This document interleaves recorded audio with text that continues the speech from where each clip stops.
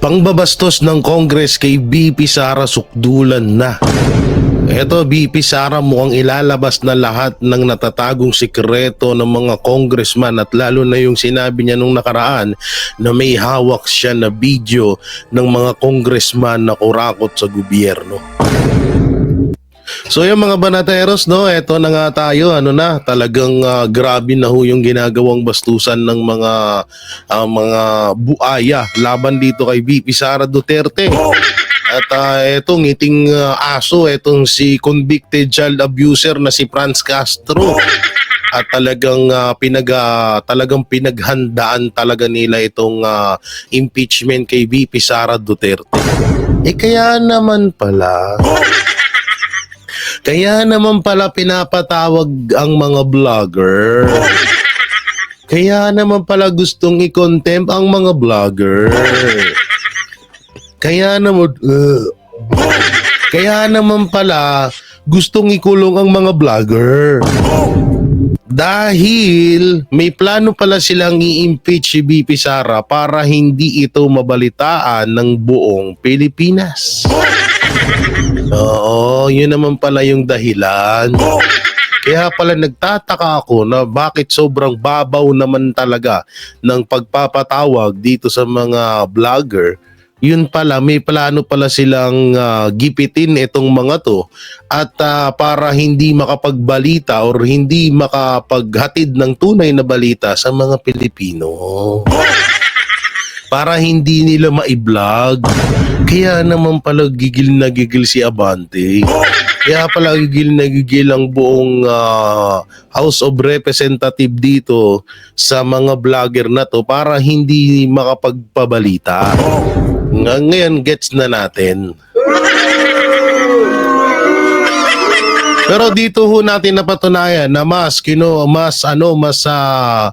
pinapaboran ho ng gobyerno ang mga makakaliwa na katulad nila Franz Castro, Rosas, Raul Manuel at iba pa.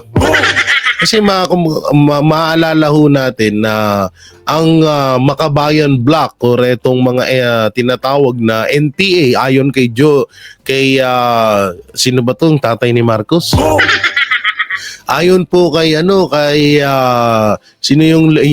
dun sa kanilang leader na member nila tong mga to sa kanilang grupo. Ayon ni 'di ba? Sinabi yan ni Joe Masison na galing yan sa kanyang bunganga na member niya tong mga to. So dito, ito yung pinakamaliwanag na ebidensya na mas paborho ang administrasyong Marcos sa mga NPA ngayon. Na numero unong tinanggal yan ng mga Duterte dito sa Pilipinas. So ngayon talaga, ito na po, maliwanag na ho sa ating lahat na mas pabor ang si Marcos Jr. dito sa mga NPA kaysa sa 32 million na butante kay BP Sara. Biruin mo, ilang daan lang kayo dyan. Ang bumoto kay BP Sara Duterte, 32 million. Tapos kayo yung nagdesisyon. So although totoo naman yun na may karapatan, hindi pala may karapatan, may kapangyarihan ang Congress na mag-impeach kay BP Sara Duterte. Pero kung ito naman ay hahadlangan o pag-uutos ni Marcos Jr. sa kanyang pinsan, dahil alam naman ho natin, pinsan niya ho ang House Speaker dyan na si Martin Romualdez, hindi na sana maitutuloy itong impeach na to kung pinagbabawalan niya. Kung hahadlangan niya. Kaso mukhang pabor din siya at talagang nagsisinungaling lang siya sa taong bayan doon about who doon sa mga sinasabi niya na tutol siya sa impeachment kay BP Sara Duterte. At ang masakit pa rito, ang masakit pa ho dito, talagang binastos ng Congress, ng House of Representative itong Iglesia ni Cristo na isa sa mga tutol sa sa impeachment laban kay VP Sara Duterte. At hindi lang Iglesia kundi yung buong Pilipinas. Pero mo 32 million ng botante ni VP Sara Duterte para maihalal siya bilang Vice President. Tapos iilang mga NPA at iilang kongresista ang nagdesisyon para i-impeach si VP Sara. So ito ay maliwanag ho na pangbabastos na sa buong Pilipinas. So syempre bago natin ito simulan, don't forget to like, share, comment, and subscribe sa ating YouTube channel. Paipindot na lang din po yung bell button para lagi tayong updated sa ating mga video araw-araw. So eto na nga. Inubo pa. Nanaginip na naman ako. Gago! Kasi ito di ba, marami hong nagtatanong na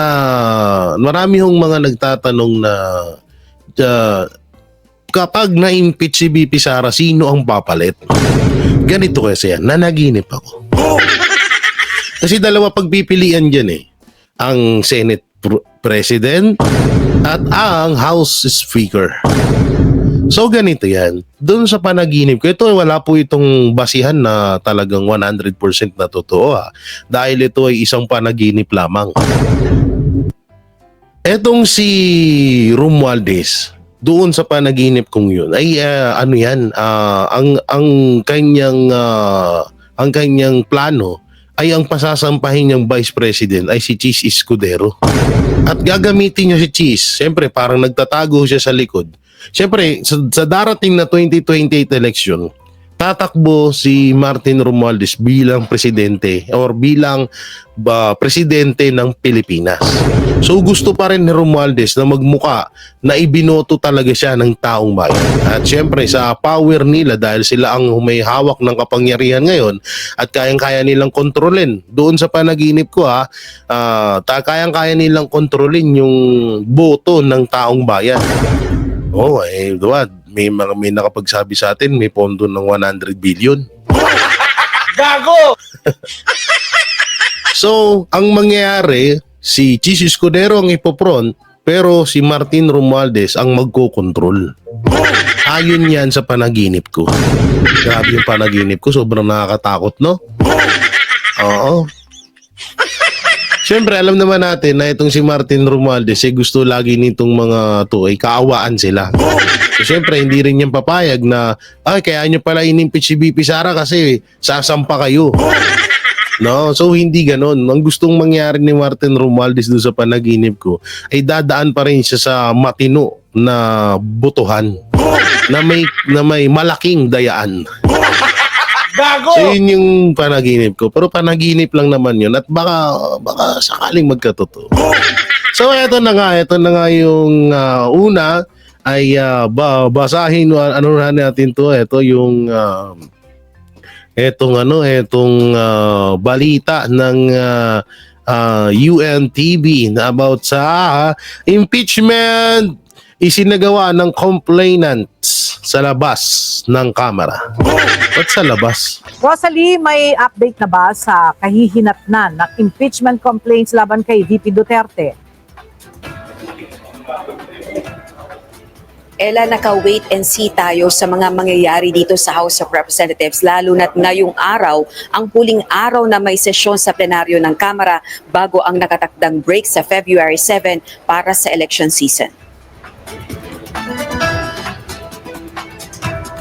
Magsasagawa na ng vigil ang iba't ibang impeachment complainants mamayang hapon sa harap ng Kamara. Sa gitna ito ng pagkatenga ng mga reklamong ibig magpatalsik kay Vice President Sara Duterte, busod ng paggastos nito ng confidential funds. Layo ng vigil na bantayan ang mga huling oras ng sesyon ng Kamara at kung ano ang magiging hakbang ng mga kongresista, lalo na sa mga nakabinbing impeachment complaints laban kay VP Duterte.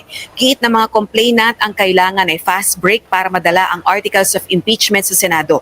Bago ang vigil, magsasagawa rin ng isang pagtitipo ng iba pang complainant mamayang alauna ng hapon. Samantalang ilang kongresista naman ang nagsabing may caucus o pagpupulong sila ngayong umaga. Pero nang tanungin kung magpapag-usapan ba ang issue ng impeachment, wala silang masabi. Pakinggan natin ang pahayag ng ilang kongresista. Yan po ang hindi ko pa po alam kung kabilang po ang impeachment sa caucus natin ngayon. Wala pa rin kasi kaming alam, but we were called at the Lahat walang alam ah. Sir, may caucus kayo today? Yes, he did. May caucus kayo today? Oh, there's a meeting. All members. I'm not even sure. I just Si House Deputy Minority Leader, ACT Teachers Party List Representative Franz Castro naman, merong nabanggit tungkol sa sinasabing caucus o meeting na napakinggan niya sa kanyang kasamahan. Parang naghahanda yata ang majority sa ipipresent mamaya about impeachment.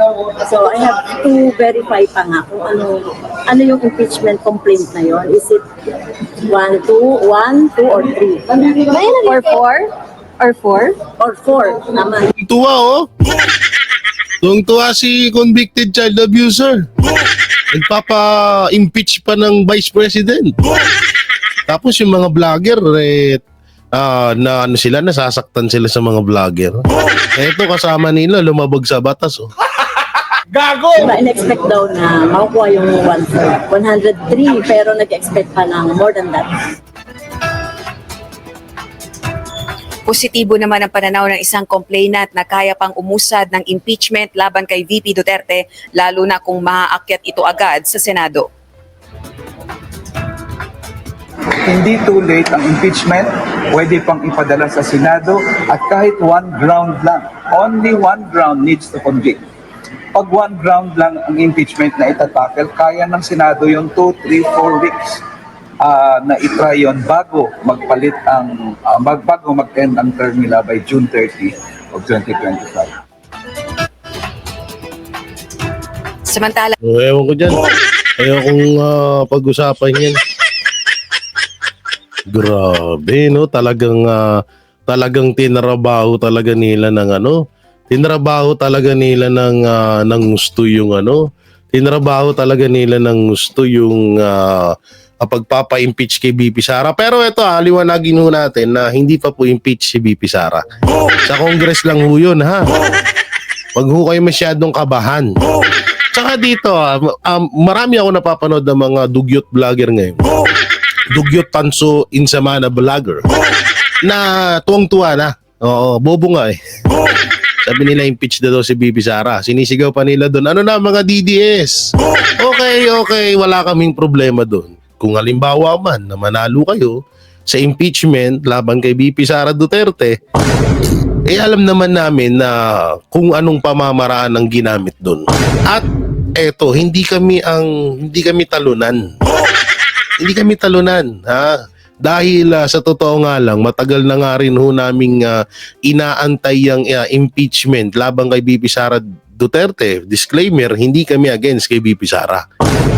Baka mamaya yung ginagawa niyong impeachment na yan, bumaliktad yan bigla. May nakapagsabi sa akin na ayon sa kanyang vision na malapit na daw mangyari sa kasaysayan ng Pilipinas na talagang talagang magbibitiw na sa pwesto ang isa sa mga, or sabihin na natin si Marcos Jr. or pagbibitawin na ng mga Pilipino. Magkakaroon daw ng malaking gulo sa Pilipinas. Hindi lang natin alam kung kailan. Pero yun nga, sinasabi ko nga, baka mabaliktad ang mga gusto nilang mangyari. So dito, alam naman natin yung Congress, hawak ni Martin Romualdez yun. Pero dito sa Senado, yan, tignan ho natin kung ano yung masasabi nila. At talagang pag-usapan ho natin itong mga sasabihin nila dito. At ito, sabi dito, Senado at Kamara, hindi pa nag-uusap tungkol sa impeachment complaint kay BP Sara Duterte. Alam ko naman na itatanggi ito ng Senado. Yung mga gustong magpa-impeach diyan kay BP Sara Duterte, talagang ngayon ay todo tanggi pa yan. Katulad lang yan, Chis Escudero at marami pang iba dyan. Ngayon, eto kasi yung na kasi sila talagang sukol na. Talagang corner na sila, kaya no choice na sila dahil about dun sa BICAM report, hindi nila maipaliwanag ng maayos at talagang nabisto ho sila doon ng mga Duterte at talagang nagalit ang taong bayan. Kaya ang ginagawa nila ngayon is i-impeach na lang si VP Sara Duterte. Pero pagdating dito sa Senado, alam naman na natin na meron tayong mga kakampi dyan. Andiyan si Senator Bato de la Rosa, Senator Bongo, Senator Robin Padilla at may iba pa. Kaya baka talagang itong impeachment nila ay malabo talagang mangyari. Malabo talaga itong mangyayari nun. So dapat, hindi ko lang tukoy kung ilang senador o ang pagkakaalam ko kasi is lahat ng senador ata ang kailangan pumirma para ma-impeach ang pinapa-impeach nila. So sa Congress, alam naman natin yun, expect na namin yun, wala namang problema dun. Alam naman namin na iisang bituka ang mga buhaya. Kapag ang mga buhaya ay kumakain ng karne, lahat siyang kumakain. Walang walang vegetarian. So kung gano'n ang isang utak ng isang Congress, lalo na yung namumuno, na gustong gurgurin, gustong gipitin ng isang Vice President Sara Duterte, lahat yan magsusunuran. Ilabas nyo na lang ho dito yung mga matitinong mga congressman, tulad nila Marcoleta at yung iba pa. Eto, pakinggan ho natin ang sinasabi ng Congress na tikom ang bibig. Tikom ang liderato ng Senado sa ugong-ugong na ipapasa na sa kanila ng Kamara ang impeachment complaints laban kay Vice President Sara Duterte. Sabi ni Senate President Chis Escudero, ayaw niyang pangunahan ng desisyon at gagawin ng Kamara. Wala pa rin daw pag-uusap tungkol dito ang Senado at Kamara. Hindi rin daw mangingialam si Escudero sa posibilidad ng pagdinig sa impeachment kapag na-adjourn ang Congress sa February 8. Hindi daw mangingialam si Chis. Ito, paalala ko lang Sinabi ni Chis Escudero na wala daw siyang pirma doon sa BICAM na merong blanco. Pero kamakailan lang lumabas sa ilang mga Facebook at hindi nga lang na media. Ilang Facebook page na andoon ang pirma nito ni Chis Escudero. At alalahanin ho natin na palagi nilang gawain yung mga ganyan. Yung mga pagtanggi-tanggi. Kagaya nga ni Marcos. Diba? Yung pinakahari ng fake news. Yung pinakahari ng fake news sa si Bongbong Marcos. Puro siya tanggi about sa impeachment labang kay VP Sara Duterte. Na hindi niya daw papayagan yun. Pero, tignan mo yung ginagawa ng mga bataan niya. Tingnan mo yung ginagawa ng Congress. So ikaw, leader ka, hindi ka nire-respeto ng mga mas mabababa sa'yo, katarantaduhan mo yun. Diba? So ibig sabihin, lumalabas dito, ang Congress ay bastos or binabastos nila ang Pangulong Bongbong Marcos.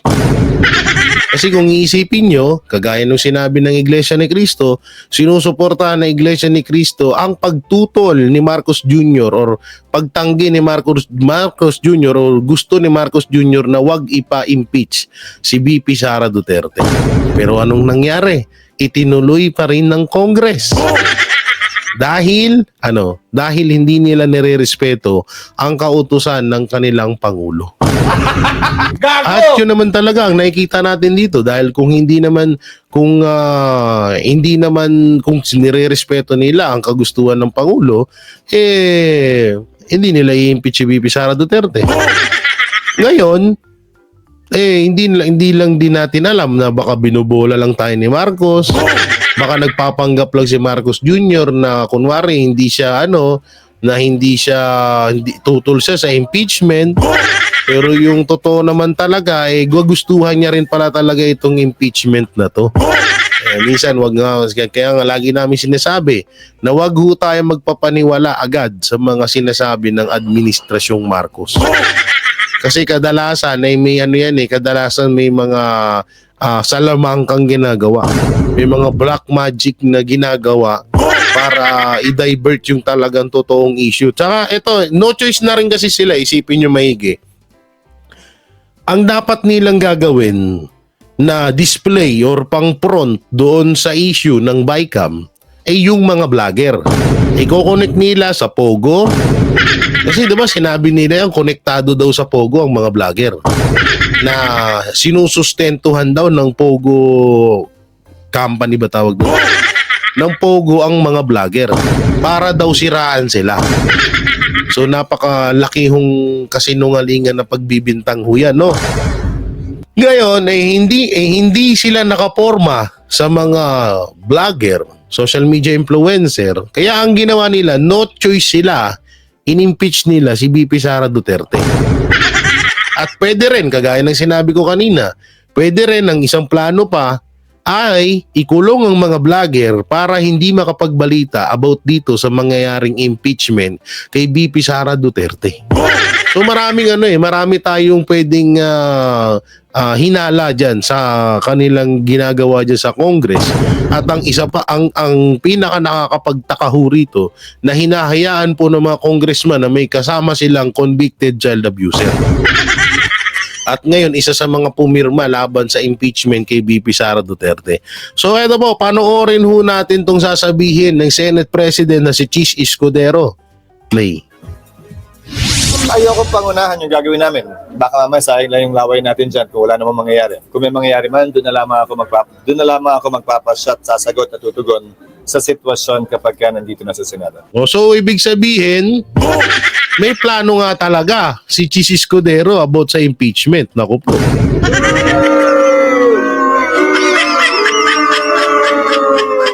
Ang liwanag ho nung sinabi niya, magsasalita na lang daw siya kapag andun na daw. Tapos may sinabi pa siya na kapag baka daw mamaya masayang lang daw yung laway nila. So ano yung ibig sabihin doon ni Chis? Ito, panoorin ulit natin, ha? Ayoko pangunahan yung gagawin namin. Ayokong pangunahan yung gagawin namin. Okay? Baka mamaya sayang lang yung laway natin. Baka daw masayang yung laway nila. So, ibig sabihin, may plano nga talaga. Kasi baka mamaya nga naman, matuluyan nga talagang i-impeach nila si VP Sara. Alam naman natin ngayon, di ba?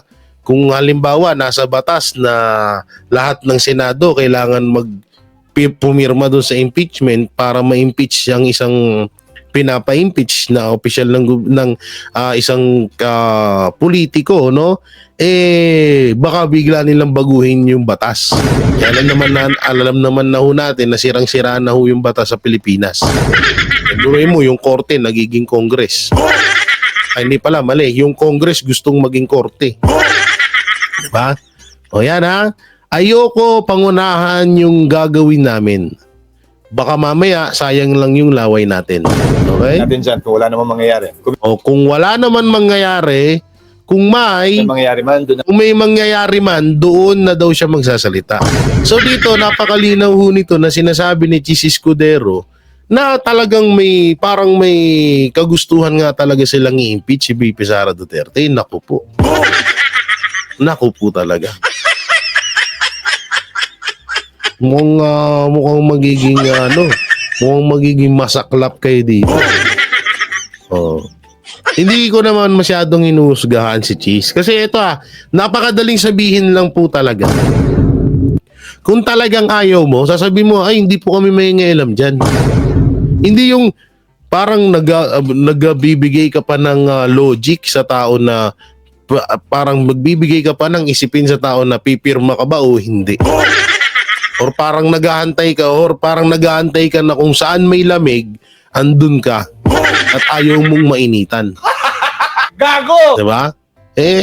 Anak ng teteng, tinanong ka mag-usap ba kayo kung about sa impeachment kay VP Sara Duterte? Ang ginawa niya para siyang si Amy Marcos na mamangka sa dalawang ilog. Doon na lamang ako magpapasyat, sasagot at tutugon. O yan, doon na lamang daw siya sasagot at tutugon. So ano nga talaga to? Ako naniniwala ako na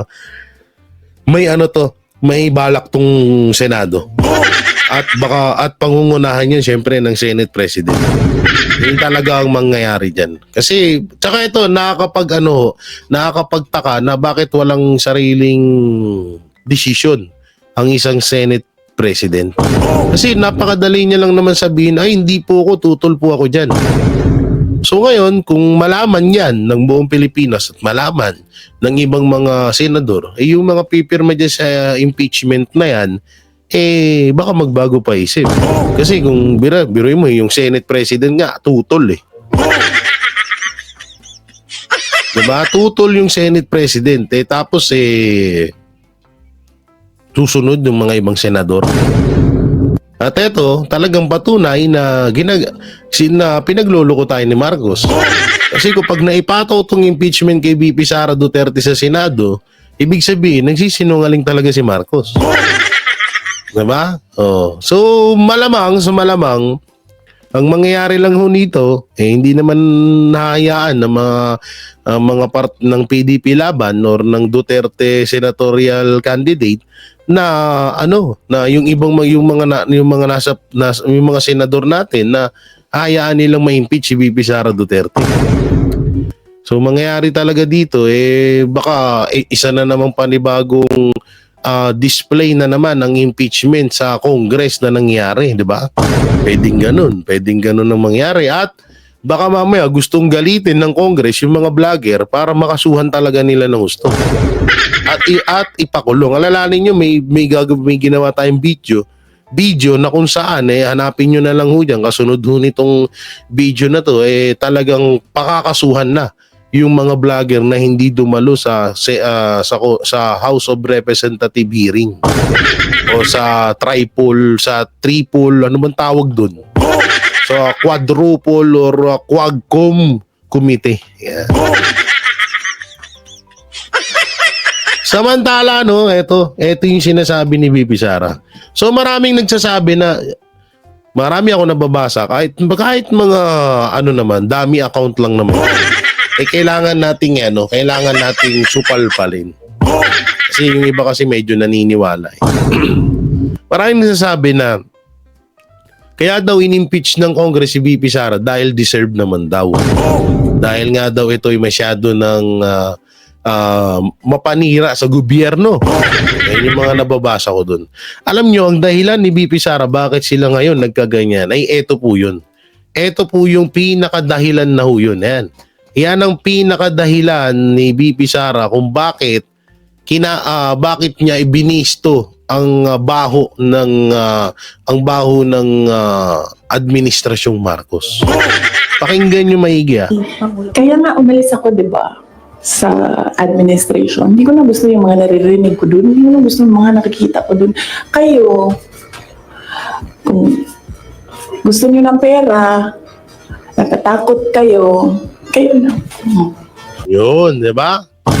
Kaya siya ngayon, maliwanag po sa sinasabi ni VP Sara Duterte na kaya siya umalis or kaya siya pinag-iinitan or kaya siya gustong i-impeach at kaya siya lumalaban sa administrasyong Marcos dahil nga may mga nakikita at mali siyang naririnig doon sa Malacanang or diyan sa administrasyong Marcos. Na ganun din ang sinabi ni Attorney Vic Rodriguez. Panoorin natin. Huwag niyo na ako isali. Emil, yung una mong katanungan, hindi ko masikmura ang korupsyon kung kaya't ako ay umalis ng Malacanang. Yun. At yun na yung kasagutan dun. Yung sinasabi ni VP Sara na ayaw niyang marinig, ayaw niyang makita, na nabubuisit siya dahil yun yung kasagutan yung sinabi ni Attorney Vic Rodriguez. Na kaya si Attorney Vic Rodriguez ay umalis din dahil ayaw niya nang makita ang pagnanakaw at korupsyon na ginagawa ng administrasyong Marcos. Ito, panoorin natin. Ako ay binigyan pa ng isang posisyon, ang Presidential Chief of Staff, subalit hindi ko na gusto yung direksyon na kanilang tinatahak. Kaya sabi ko, ayoko na at ako'y babalik na lang sa pribado. Pangalawa, doon sa Partido Federal, kaya nila ako tinanggal sapagkat sa sama ng loob nila.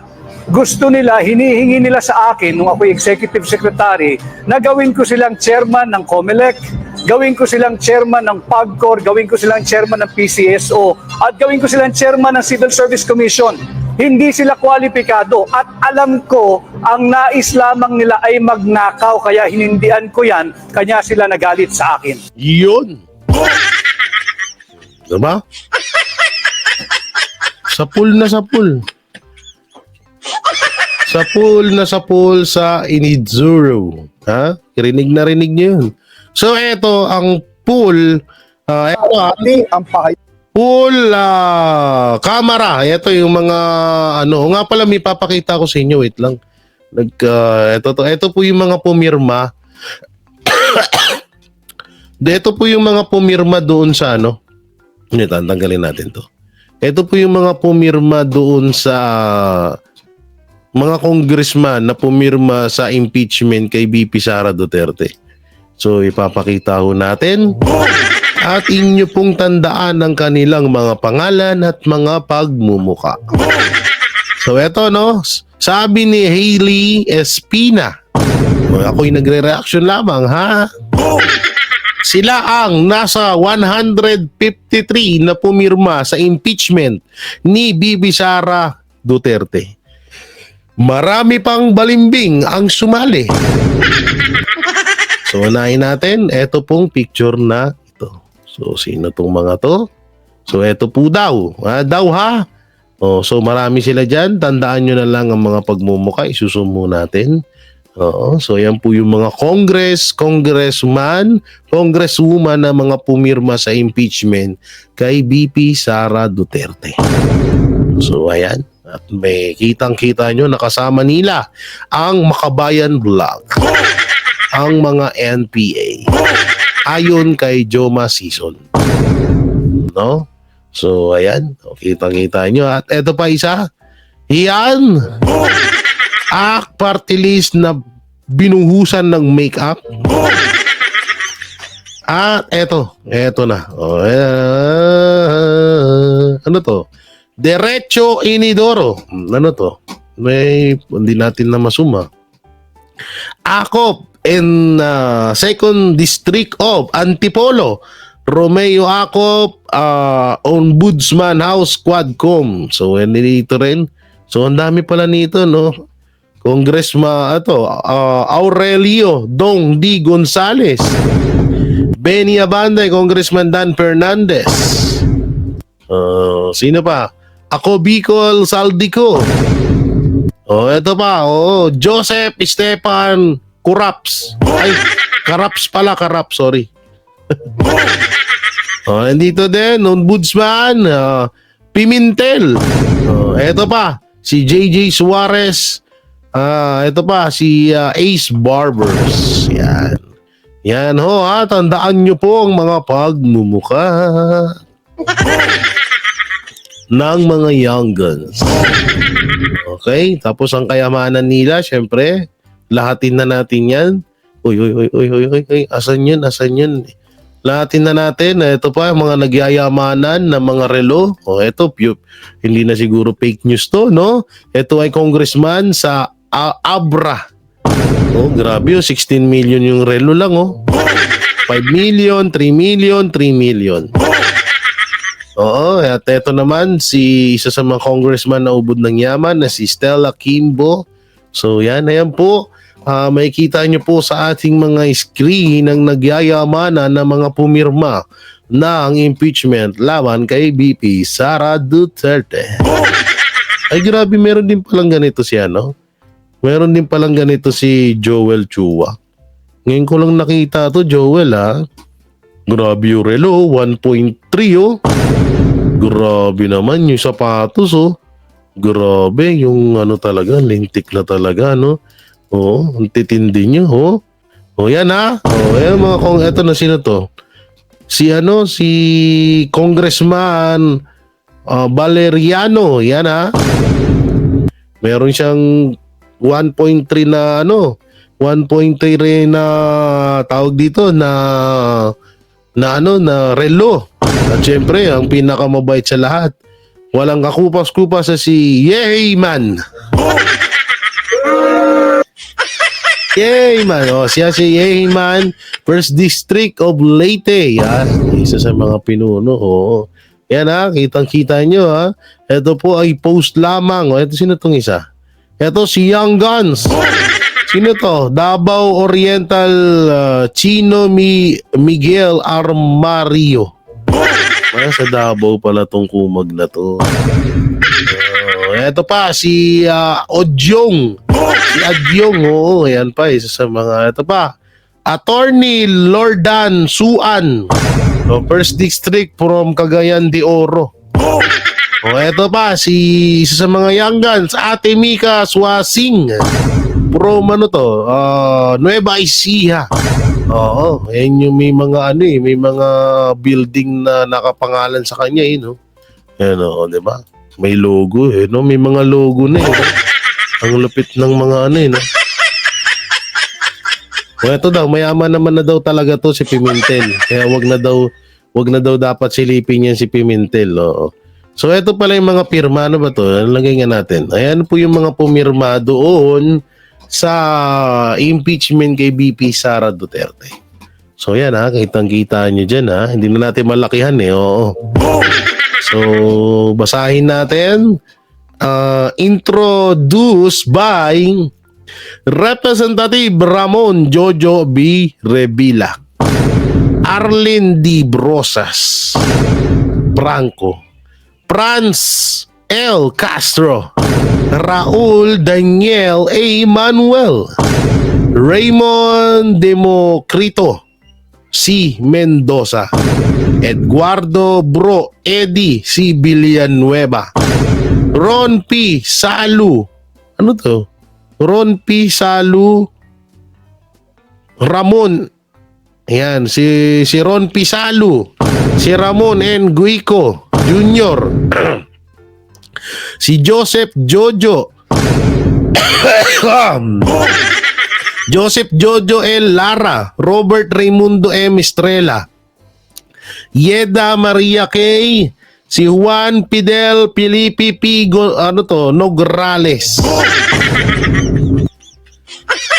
Sino to? Si Adiser Josepina B. Talado, si Jose Maria C. Subiri Junior, si Wilter Y. Palma, and marami pa So marami pa silang mga pumirma na So yan yan One Riders tulong para sa kagulong. Kagulong pero nakapokus ka kay BP Sara Duterte, di ba?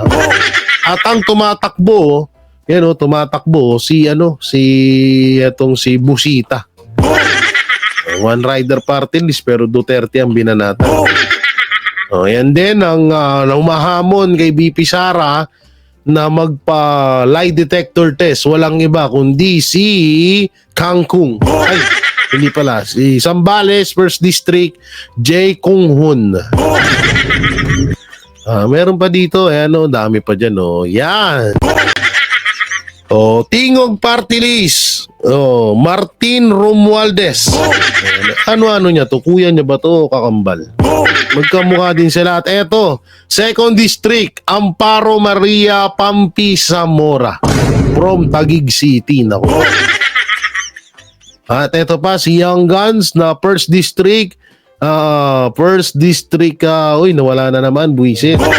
First District,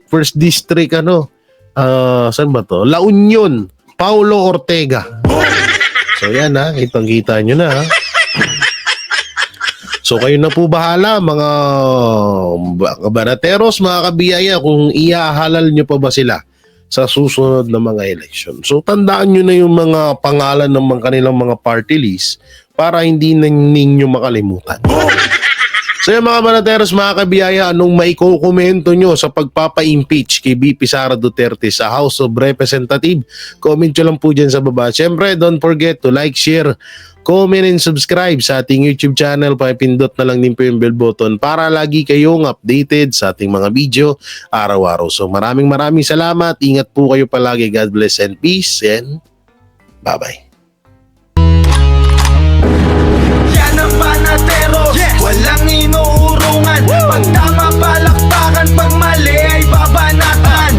Yan ang banateros, boses ng ordinaryong Pilipino. Banateros ay walang makakaawan, walang inuurungan. Banateros ay tinutulungan.